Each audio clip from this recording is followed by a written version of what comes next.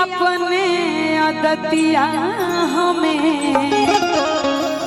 लगाई के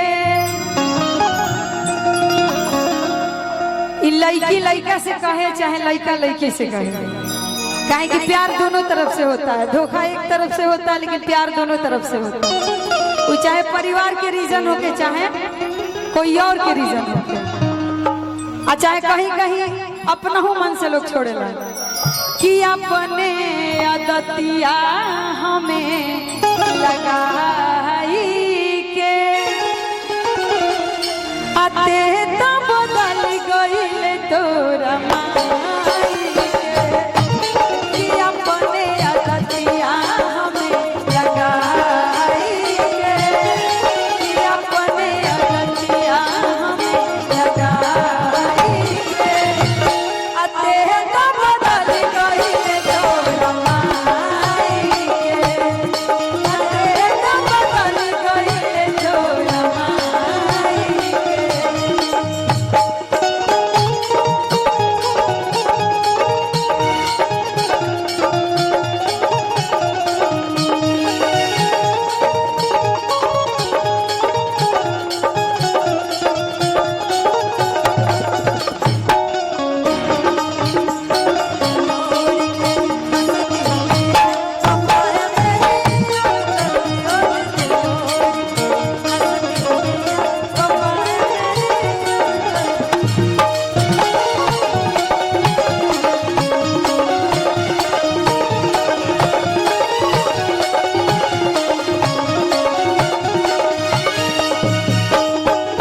कहे कि प्यार प्रेम ऐसा चीज है, समझना जरूरी होता है। चाहे लाख बुराई हो, लाख लड़का लड़की में कमी हो, लेकिन जहाँ प्यार रही, जहाँ अच्छा रिश्ता रही, तो उस कमी को भी साइड करके अच्छे से हम लोग एक्सेप्ट कर सकते हैं। लेकिन जब वो एक्सेप्ट ना होला तो वह प्यार दुश्मनी में बदल जाला।